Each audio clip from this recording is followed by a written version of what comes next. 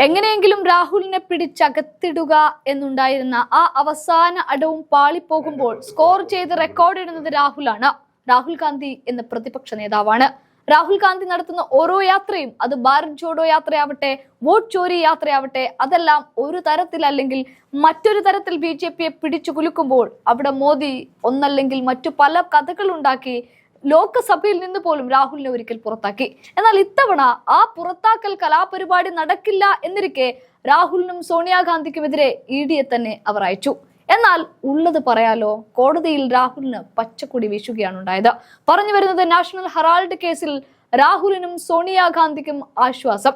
Arrest ഉൾപ്പെടെ നടപടി പാടില്ല എന്ന് നിർദ്ദേശിക്കുന്നത് ഡൽഹി ഹൈക്കോടതി തന്നെയാണ്. കള്ളപ്പണ ഇടപാട് സംബന്ധിച്ച വിവരം SIR-ൽ ഇല്ല എന്നാണ് കോടതി ഇവരെ കൃത്യമായി നിരീക്ഷിച്ചു വെക്കുന്നത്.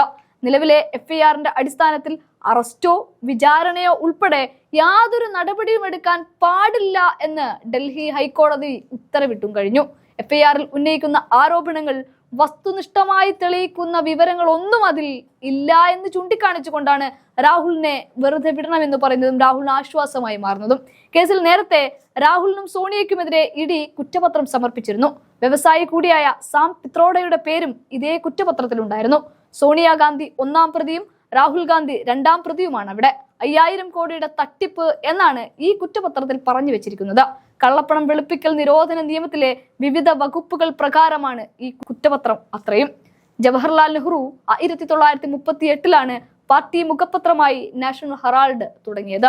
ഗാന്ധി കുടുംബാംഗങ്ങൾക്ക് 38% ഓഹരിയുള്ള യങ് ഇന്ത്യ എന്ന കമ്പനി നാഷണൽ ഹെറാൾഡ് പത്രത്തിന്റെ പ്രസാധകരായ അസോസിയേറ്റഡ് ജേർണൽസ് ലിമിറ്റഡിന്റെ 90 കോടിയിലധികം രൂപയുടെ കടമാണ്. 50 ലക്ഷം രൂപയുടെ നാമമാത്ര തുകക്ക് അത് ഏറ്റെടുത്തു എന്നതാണ് കേസ്. ഈ ഇടപാട് വഴി AJLന്റെ രാജ്യമെമ്പാടുമുള്ള റിയൽ എസ്റ്റേറ്റ് ആസ്തികളുടെ നിയന്ത്രണം യങ് ഇന്ത്യ സ്വന്തമാക്കി. ഈ ആസ്തികൾക്ക് ഏകദേശം 2000 കോടി രൂപയോളം വരുമെന്നും അന്വേഷണ ഉദ്യോഗസ്ഥർ കണക്കുകൂട്ടി കൃത്യമാക്കി ഉന്നം വെച്ചുകൊണ്ടാണ് കോടതിക്ക് മുന്നിൽ എത്തിയത്. എങ്കിലും രാഹുൽ ഗാന്ധിക്ക് അവിടെ ആശ്വാസമായി മാറുകയാണ്.